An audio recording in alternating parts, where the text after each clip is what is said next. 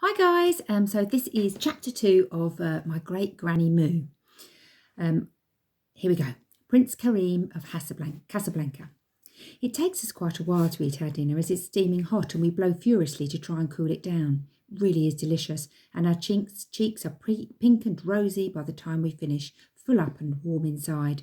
I help my gran with the dishes, anxious for her to begin her story. She always makes me wait a little bit and I can't help feeling that she enjoys my building excitement.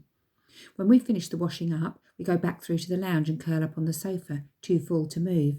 Come on, Granny Moo, tell me about the jewel, please. I can't wait much longer. Granny Moo smiles and says, well, dear, like I said, it's a very interesting tale, that one. It all began in Casablanca. That's in Morocco, you know, a faraway place where the sun shines hot and bright stone castles the colour of sand stand tall against bright blue skies. I smile eagerly at my gran, anxious to hear more.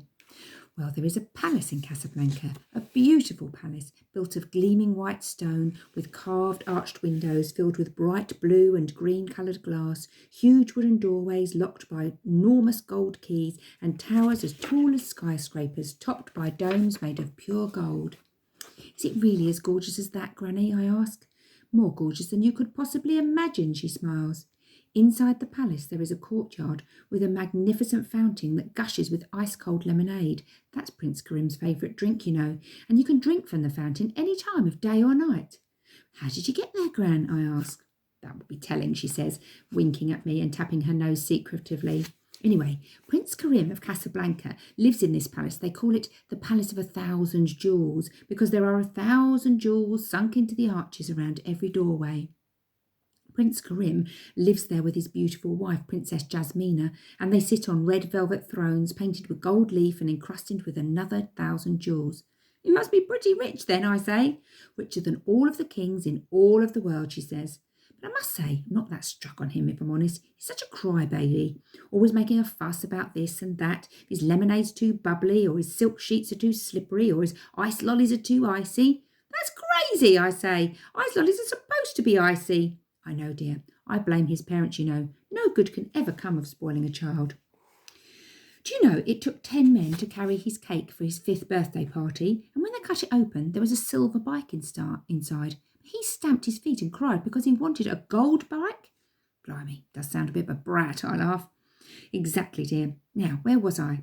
Oh, yes, I arrived at the palace in the middle of the night. It's a jolly long way to Casablanca, and my camel wasn't all that fast, you know. Even though it was midnight, it was still pretty hot, and I was dusty from the journey and looking forward to a nice cool shower, a cup of tea, and a good night's sleep. Well, I arrived at the palace, and you should have heard the commotion. All the lights were on, and there were servants running frantically around the place. Princess Jasmina was sitting on her velvet throne, sobbing quietly into a silk handkerchief, and Prince Karim was stomping around like a dancing dinosaur. He was shaking his fists and shouting at everyone around him. The poor servants were terrified. 2 of them passed me on the way in, dragging their belongings behind them as they were sacked from their jobs in the middle of the night, poor souls. I will not take it, he screamed. I will not rest until every room, every building, every shop has been searched in this whole city. I want you out in the deserts, out in the streets, up in the trees. I will not take it. At this last bout of screaming, I was certain I saw the servant's hair standing on end, dear, said Granny Moo. People started running frantically around, anything to get out of his way. I swear he was purple in the face and he looked like a giant beetroot. I giggled at the thought of this silly spoilt prince running around with a purple face. So what did you do, Gran? I asked. Well, I told him, dear. I said if he didn't stop making such a noise, I would phone his father and get him to come over right away and give him a good smack bottom. Did he listen? I asked. Well, I tell you this, my love. Even crybaby Karim wouldn't want his father being woken in the middle of the night. King Karimba has a temper like a spitting cobra, only not quite so friendly. Anyway, he stopped pacing up and down and went and sat next to his weeping wife. The servants all breathed a sigh of relief, and the palace was once again reasonably quiet. So I said to him, what's all the fuss about? I swear, Granny Moo, when I find out who has taken them, he shrieked. Calm down, I said to him. Who's taken what? My jewels, my precious jewels, he cried. And with that he started pacing up and down again like a caged lion. Well, I can tell you, dear, by this time I was just about losing my patience. I told him if he didn't tell me straight away what was going on, I was getting back on my camel and heading home, middle of the night or not. I struggled to imagine my gran riding a camel across the desert, but I didn't ask as I was too interested to find out what had happened to Prince Tantrum Pants. Did he tell you, Gran, what happened? I asked. Well, said Granny Moo, sitting forward on the edge of her chair, when he finally stopped his blubbing, he told me that for the last 3 nights, rare and precious gems had been stolen from his collection high in one of the palace towers. He couldn't work it out. He had searched all of the servants' rooms, but no one had a key to the tower anyway. Only the prince kept it on a golden chain around his neck. He never took it off. He slept with it on, even had a bath with it on. The door to the tower was guarded by Hassan the Horrible, the prince's trusted bodyguard, a man with a face like a bear's bottom, only hairier, and the strength of 20 men. He carries a sword sharp enough to cut through the thickest tree trunk like butter, and has fists as big as sledgehammers. But what about the tower, I asked. Couldn't someone climb up from outside? Impossible, said Granny Moo. The sandstone walls are as smooth as glass. There's no way you could climb them, and even the tallest ladder wouldn't reach the window. And besides, if you did get to the window, there's an electric cable running right across it. Put your hands on it, you get the shock of your life. That's impossible, I gasped. No one could possibly be able to steal the jewels, not with the tall tower, the electric cable, and Hassan the Horrible. You don't suppose Prince Karim had simply lost them himself and wanted to blame somebody else, do you? Well, you know, dear, I did wonder that. But you see, being such a spoilt boy and very vain, Prince Karim would never want anyone in the world to have a bigger jewel collection than him. So some of those gems are one of a kind, you know. So what did you do, Granny Moo? Well, first of all, I made us all a nice cup of tea and a slice of my fruitcake. I always take a few slices wrapped in a bit of tin foil. Never know when you might get a little bit peckish. And we all just sat and calmed down a bit. When we'd finished our tea, I told Prince Grim that we should all have a good night's sleep, what was left of it, and that in the morning I would like to visit the tower for a bit of a look round. Well, I tell you, dear, I must say I slept like a log. Mind you, what a bed. Big enough for 6 people, sheets of the smoothest silk, and pillows filled with the softest feathers collected from the nests of baby owls. Luxury. Anyway, where was I? Yes, sleeping like in a bed fit for a queen, no less. Well, morning came, and the sun blazed brightly through the window. I went downstairs, and Prince Grim was waiting for me by the fountain in the courtyard. His mood wasn't much better, and he didn't look like he'd slept much at all. He never could bear waiting for anything, like I said. Too used to getting his own way as soon as he stamped his feet. Anyway, he took me through the courtyard to the tower on the other side, and sure enough, there stood Hassan the Horrible, sword in hand, wearing his usual grimace and his long white robes reflecting the sun's heat. He glared at me and grunted. I never heard him speak, you know, dear. Some say he has no tongue. They say it was sliced off in battle by a warrior with a rusty dagger. They also say that the tooth he wears on a chain around his neck comes from that very same warrior, and that he pulled it out with his bare hands. No one's ever dared ask him. Anyway, we walked carefully past, although you could tell he wasn't happy about me going into the tower at all, and climbed the 200 stone steps to the top of the tower. It was exhausting. The top of the steps, Prince Karim took the key from around his neck and opened the door to the room. Well, I swear, I have never seen so many treasures in all my life. How he could tell that any were missing was beyond me. Shining blue sapphires, huge sparkling diamonds, chests of gold coins, silver platters large enough for a whole roast pig, and crowns from kings gone by, set with 1,000 precious gems. See, he said angrily, how can it be? Who could possibly be taking my jewels? You've seen how hard it is to enter. I looked out the window, dear, and I must say I did feel a little bit giddy when I saw how high up we were. I couldn't disagree. No person could enter this tower.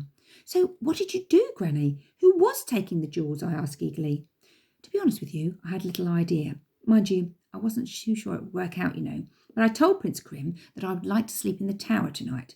He wasn't best pleased, I can tell you. But I told him either he wanted help or he didn't. And the moment he started getting his knickers in a twist and stomping his feet, I was off. That afternoon, I busied myself making a nice flask of tea for my night in the tower and a particularly large fruitcake. How could you think of fruitcake at a time like that, Granny Moo? Surely you should have been preparing yourself to fight off the burglar, I asked. Well, dear, I had an inkling that the burglar wasn't going to be too interested in me, if you get my drift. I have to say I didn't understand at all, but I carry on listening, curious to know what on earth my gran had up her sleeve. Anyway, that afternoon, just after tea and before it got dark, I made my way to the tower where Hassan the Horrible was still standing on guard. I swear that man never sleeps, you know. He grunted at me as usual and reluctantly stood aside for me to climb the stone steps to the tower. Once inside, I placed a very large chunk of my fruitcake on top of the pile of coins in the chest, settled myself in the corner, hidden in the shadows, poured myself a nice cup of tea.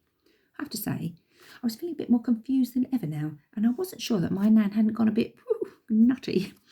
Well, dear, I didn't have long to wait, and sure enough, in time came our elusive burglar through the tower window. That's impossible, I cry. How on earth could a burglar get in through the tallest tower with the shiniest walls, past Hassan the Horrible, over the electric wire under the window? Simple, said my gran triumphantly, because this was no ordinary burglar. This burglar was of the feathered kind. I don't understand, Gran. What do you mean? I asked, puzzled. Because our burglar, my dear, was in fact a bird, exclaims Gran. But how did you know? How could you possibly have known? Well, earlier, when we went to the tower for the first time, I noticed the smallest red feather sticking out from the top of the pile of gold coins. Couldn't be sure, but I took it back to my room and looked it up in my bird book. Sure enough, the red feather belonged to one of the rarest birds in Casablanca, the cucarachi bird. The Moroccans call it babla, which is Arabic for thief. I think there's only a few left in the entire world. The cucarachi bird is tiny, with a tail twice as long as its entire body, long pointed yellow beak, and the brightest, most colourful feathers you ever saw. Red, electric blue, sunshine yellow, emerald green. I'm sure we'd found our burglar. You see, these birds, a bit like magpies, they like to steal shiny things, hence the term babla. And they're small enough to fit between the bars at the window. What about the electric cable? I asked. Don't be silly, dear. That's no problem for a bird. Haven't you seen the birds back home, bold as brass, sitting on the electricity cables? They never get electrocuted, do they? I had to agree. That much was certainly true. But I don't understand how you proved it or why you made the cake. Goodness me, dear, don't you see? The cake wasn't for me. It was for the bird. When the bird flew in, he flew straight past the shiny coins and made his way straight for the cake. Because what do birds like more than shiny things? Cake, I cry. Exactly, said Granny Moo. That greedy little bird took the biggest lump he could find in his mouth, flew out through the window. Cake was too big for him, and he dropped most of it on the ground. And all that happened next was we just had to follow the trail of cake crumbs straight to his nest, which was packed full of rubies, 3 rubies, 2 diamond rings, a gold tiara, and a handful of silver pennies. Genius, I say. I thought so, said Granny Moo. After that, old crybaby Karim finished his strop, gave me that ruby to say thank you. I told him I didn't need it, but he wouldn't hear any of it. But I made him promise either he gave those poor servants back their jobs or I wouldn't accept it. Did he do it? I asked sleepily. You bet he did. He wouldn't want me telling everyone he got outsmarted by a bird now, would he? Granny smiles at me, winks, tapping her nose secretively again. I yawn, and I feel my eyes growing heavy. Now then, Molly Moo, it's time for sleep, she says, as she lays a soft blanket over me. I think I tried to tell her that I wasn't all that tired, but I don't remember. And I fall asleep, dreaming of princes in jewel-encrusted palaces, birds with colourful feathers, and warriors with no tongues. Hope you enjoy chapter 2. The next chapter is chapter 3, and that's the flea market. And some more exciting things are going to happen in that. Take care. See you soon. Bye.